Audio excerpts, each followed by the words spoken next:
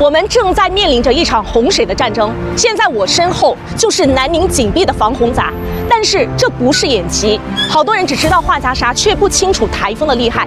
博罗伊在越南登陆，越南紧急泄洪，使得整个广西，特别是百色、崇左遭受了双重的打击。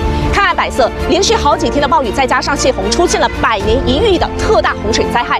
这场洪水可比98年的大洪水还要吓人，11条河流同时超过了警戒水位，山体滑坡，还停水停电，整个城市就像被按下了暂停键，损失那叫一个惨重。这时候呢，洪峰正朝着南宁逼近过来，水位眼看就要超过去年的记录。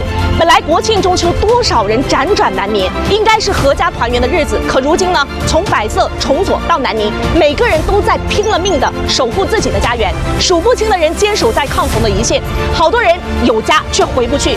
广西从来不缺直面困境的勇气，它急需外界的关注和支持。我是猪猪，我在广西南宁守护家乡，大家点赞转发，广西一定得挺住。